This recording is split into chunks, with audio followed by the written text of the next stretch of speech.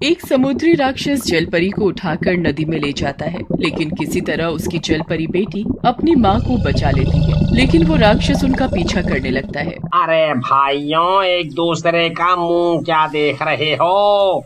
चलो इन दोनों जलपरियों को उठाकर पानी में फेंक देते हैं, नहीं तो वो राक्षस नदी से बाहर आ जाएगा, बाहर। तभी उस जलपरी का पति गोपाल डर जाता है और गांव वालों से विनती करता है, नहीं नहीं भाइयों, ऐसा मत कहो, ऐसा मत कहो। तभी मुन्ना और चिंटू भी वहाँ पहुँच जाते हैं। अरे नहीं नहीं अंकल, ऐसा मत कहो। मीना ने एक बार मेरी जान बचाई थी। अगर आपने उसे नदी में फेंका तो मैं भी नदी में कूद जाऊंगा। मेरा बेटा मुन्ना सही कह रहा है जी, हमें इस छोटी सी बच्ची की मदद करनी चाहिए। हाँ हाँ, कविता सही कहती है, हमें इनकी मदद करनी ही होगी। अरे यार, ये सब के सब गांव वाले पागल हो गए हैं। लगता है सबने मरने का इरादा कर लिया है। अरे मर गए रे, ये नास मिटा तो सच में इनके पीछे पीछे आ गया। अरे भागो रे भागो, अपनी अपनी जान बचाकर भागो। अरे मर गए रे, अब कोई नहीं बचेगा रे, अब सब मरेंगे। अरे भागो। फिर सब लोग वहाँ से भाग जाते हैं। फिर वो राक्षस वहीं पानी में रात होने का इंतजार करता है। विजय उसे पेड़ के पीछे छुप छुप कर देख रहा होता है। ये कमबख्त नदी से बाहर क्यों नहीं निकल रहा? लगता है रात होने का इंतजार कर रहा है। फिर सब गांव वाले एक जगह पर इकट्ठा होते हैं। सरपंच जी, आपने इन दोनों जलपरियों को तो बचा लिया, लेकिन अब उस राक्षस के गुस्से से कैसे बचाओगे? वो नास मिटा वहाँ नदी में रात होने का इंतजार कर रहा है। रात होते ही वो गांव में घुस जाएगा और इस बार कोई नहीं बचेगा। हाँ देखो चुन्नी लाल, मुझे पता है कि तुम्हें पूरे गांव की फिक्र है, लेकिन हम राधा और मीना को उस राक्षस के हवाले नहीं कर सकते। हमें उससे मुकाबला करने के लिए कोई न कोई तरकीब लड़ानी पड़ेगी। सरपंच जी, मेरे पास एक तरकीब है। क्यों न हम इसी तरह उस राक्षस को पिंजरे में कैद कर ले। वाह बेटा वाह, क्या तरकीब ढूंढ कर लाए हो हैं? अब ये भी बता दो कि उस राक्षस को उस पिंजरे के अंदर कैद कैसे करोगे? हैं? हाँ सरपंच जी, ये तरकीब सही लग रही है। मैं उस पिंजरे की एक तरफ बैठ जाऊंगी और जैसे ही वो राक्षस पिंजरे के अंदर आएगा, आप बीच वाला दरवाजा बंद कर देना और फिर वो राक्षस कैद हो जाएगा। नहीं नहीं राधा, इसमें तुम्हारी जान को खतरा हो सकता है। अगर पिंजरे का बीच वाला दरवाजा सही समय पर बंद नहीं हुआ तो वो राक्षस तुम्हें कच्चा खा जाएगा। नहीं नहीं, मैं तुम्हें उसका खाना बनकर उस पिंजरे में नहीं जाने दूंगा। देखो भाइयों, जो भी उस पिंजरे में उस शैतान का चारा बनकर जाएगा, उससे मैं अपनी तरफ से 2 लाख रुपए का इनाम दूंगा। अरे वाह वाह, 2 लाख रुपए। वाह वाह, ये स्कीम तो बहुत बढ़िया लग रही है भाई। सरपंच जी, मुझे लगता है मुझसे बहादुर पूरे गांव में कोई नहीं है। अगर कोई जाने को तैयार नहीं है तो कोई बात नहीं, मैं ही चला जाता हूँ। तो ठीक है, तय रहा। रात होते ही चुन्नी लाल पिंजरे में बैठ जाएगा। गोपाल, जैसे ही वो राक्षस पिंजरे में घुसे, तुम बीच वाला दरवाजा बंद कर देना ताकि चुन्नी लाल की जान को कोई खतरा ना हो सके।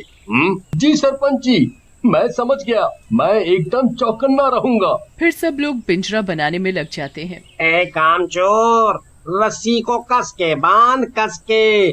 कहीं ये रस्सी खुल गई तो वो राक्षस मेरा काम तमाम कर देगा। फिर रात होते होते पिंजरा भी बनकर तैयार हो जाता है। फिर गांव वाले चुन्नी लाल को औरत का मेकअप करके उसे एक जलपरी बना देते हैं। अरे नास मीटो, ये क्या बना दिया मुझे? 2 लाख में सिर्फ पिंजरे में बैठने की बात हुई थी, तुमने तो मुझे जलपरी बना दिया। वो कमबख्त राक्षस जलपरी देखते ही पागल हो जाएगा। नहीं नहीं, मैं पिंजरे में नहीं जाने वाला।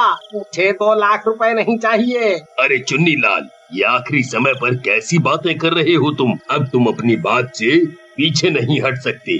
अब तुम्हें पिंजरे में जाना ही होगा। अबे बूढ़े सरपंच, तू खुद क्यों नहीं बैठ जाता इस पिंजरे में? अरे मर गया रे, ये 2 लाख रुपए के लालच में मैं कहाँ फंस गया। तभी रात होते ही वो राक्षस नदी से बाहर निकल आता है और सीधा गांव की तरफ चल पड़ता है। पूरे गांव में उसके गुर्राने की आवाज आने लगती है। फिर सब गांव वाले चुन्नीलाल को पिंजरे में कैद करके वहां से दूर चले जाते हैं। अरे कमबख्तों, तुम्हारा नाश मिटे, मुझे यहाँ अकेला छोड़कर कहाँ जा रहे हो? मुझे भी अपने साथ ले चलो, मुझे 2 लाख रुपए नहीं चाहिए भाई। अरे बूढ़े सरपंच, मुझे यहाँ से बाहर निकाल। कमबख्त कहाँ छुप गया? अरे अरे मर गया रे, अब क्या करूं, क्या करूं? तभी वो राक्षस गांव में आ जाता है। वो बहुत गुस्से में होता है। गाँव वालों, तुमने उस जलपरी की मदद करके अच्छा नहीं किया। अब मैं किसी को जिंदा नहीं छोड़ूंगा। अरे वाह, लगता है गांव वालों को उनकी गलती का एहसास हो गया। जाने मन, वहीं रुको, मैं अभी आया।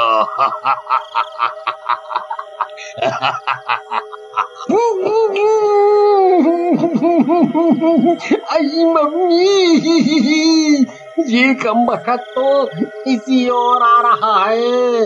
अब क्या करूं, क्या करूं? गोपाल वही पेड़ के पीछे रस्सी पकड़कर खड़ा होता है। अरे चुन्नी भाई, चुपचाप बैठे रहो, ज्यादा शोर मत मचाओ, उसे शक हो जाएगा। अरे गोपाल भाई, तुम तो ही समय पर ये दरवाजा बंद कर देना, नहीं तो ये कमबख्त मेरा कचूमर बना देगा। तुम घबराओ नहीं, मैं तुम्हें मरने नहीं दूंगा, तुम बस चुपचाप बैठे रहो। फिर राक्षस धीरे धीरे उस पिंजरे की ओर बढ़ता है और पिंजरे के अंदर घुस जाता है। आई मम्मी, मर गया रे। अरे अरे गोपाल भाई, जल्दी से दरवाजा बंद करो, नहीं तो ये नाश मिटा मेरी गर्दन मेरी धड़ से अलग कर देगा।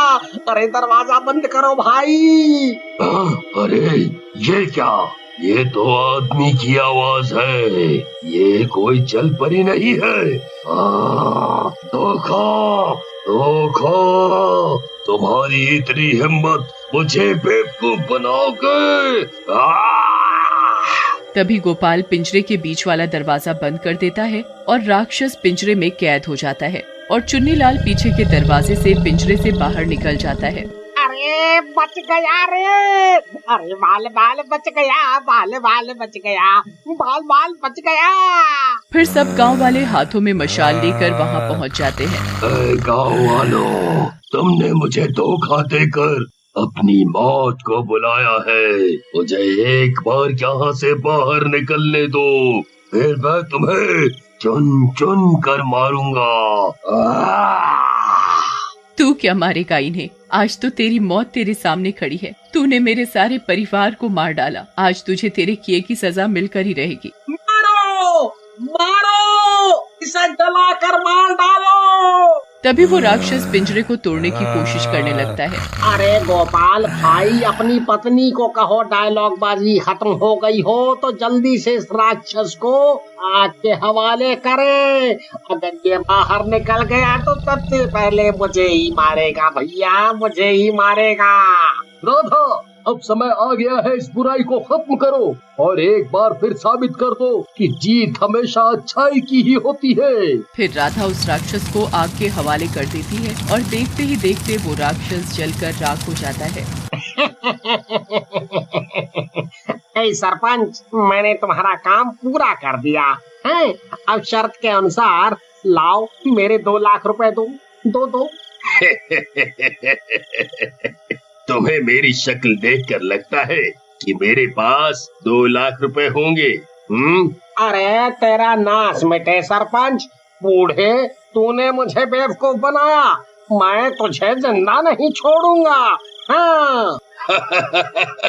अरे अरे चुन्नीलाल, रुक जा, अरे रुक जा भाई, मैं गांव वालों को बोलकर तुझे 1000 रुपए दिलवा दूंगा। अरे रुक जा, मेरी जान लेगा क्या? फिर राधा, मीना और गोपाल खुशी खुशी गांव वालों के साथ रहने लगते हैं। इस सीरीज को इतना प्यार देने के लिए आपका बहुत बहुत शुक्रिया। Thank you so much guys.